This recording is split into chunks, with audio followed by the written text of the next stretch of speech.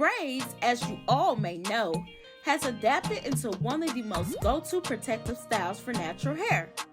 From cornrows to lemonade braids to box braids, even micros.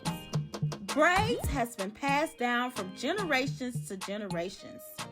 Many cultures have incorporated braiding into one of their essential styles. However, it all started with one country, Africa. The rich history behind braids are far beyond the untold truth. But there is still evidence that clarifies the originality of braids. This is Dominique Stowers. Journey with me as we pull back the curtains to reveal braids behind the scenes.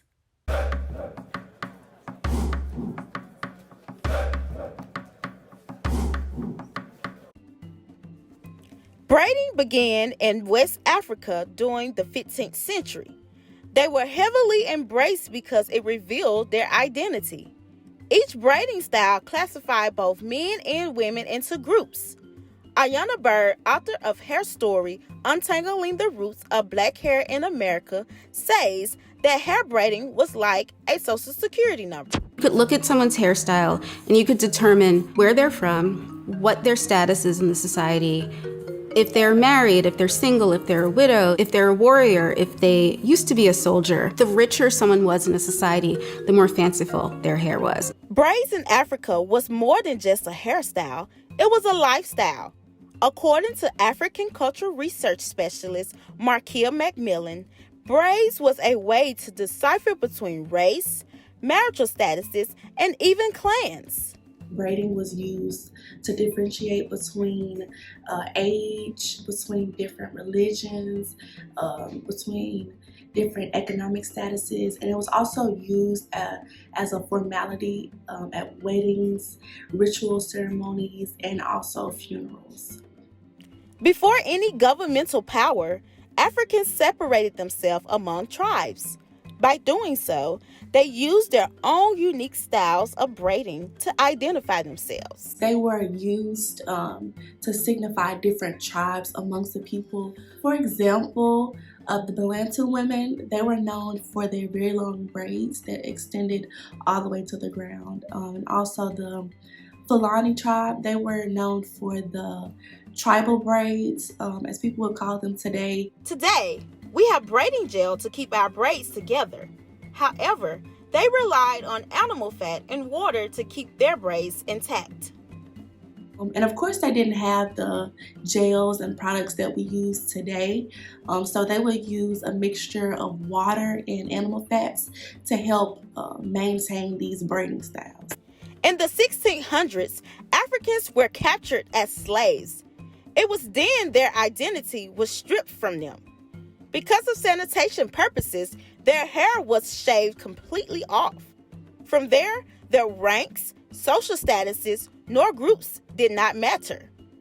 Not only losing their hair was traumatizing, losing their identity was also. After coming to America, African women then began to take fabric and place it over their heads. This reduced the exposure of their shaved heads.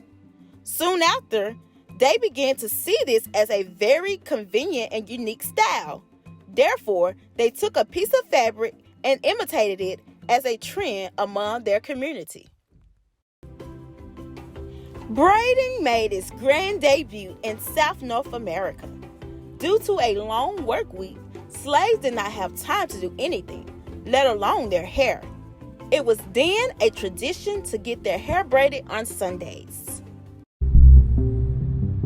During slavery, Sunday was the day that was set aside where you could actually do your hair. It was a time where actual grooming rituals were born, and also a way to figure out how to care for hair that could last for an entire week of you weren't going to be able to do anything until the next Sunday.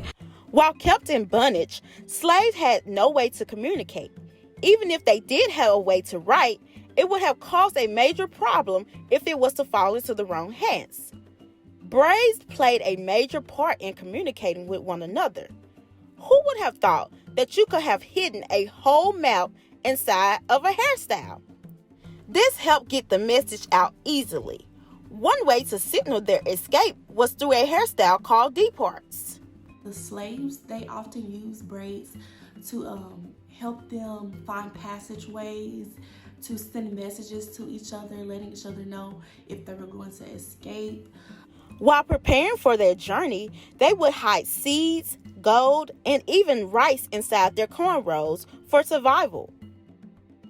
Women would also use rice to put inside of their braids to help them from starving as they would travel. For them, planting a seed on free grounds represented a new life. When we come back, we will shine the light on the modern twist of today's braiding styles and techniques. I had a pretty normal mom life. Everything was pretty good. And we just had a new baby, and then all of a sudden she's on life support and fighting for her life. They told me my only chance was a heart transplant. And the American Heart Association helped make that possible. Their research helped save me. To learn more about how the American Heart Association is saving lives, go to helpheart.org. Welcome back. Previously, we journeyed through the history of braids. Now, let's talk about how braids evolved over the years.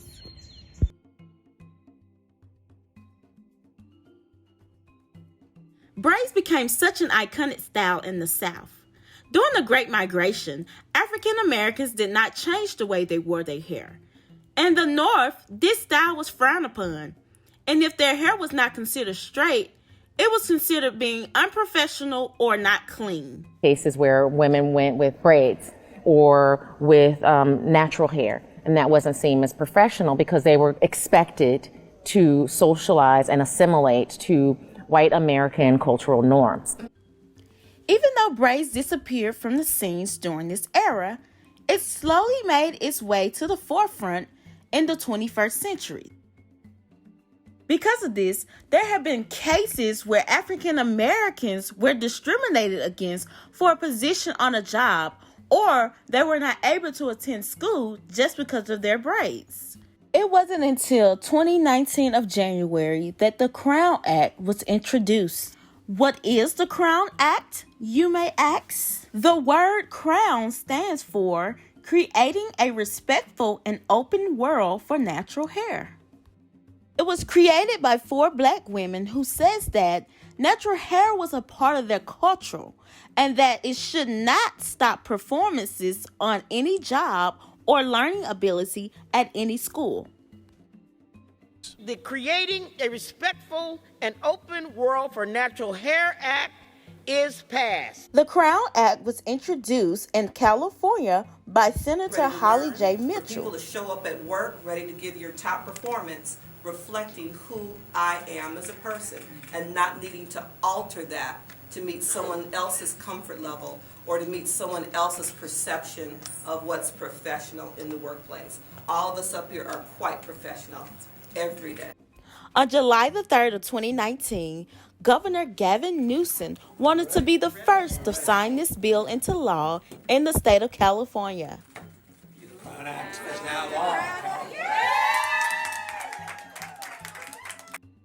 The Crown Act and other similar legislations has become law in 14 states, including Maryland, and has been filed in 16 other states.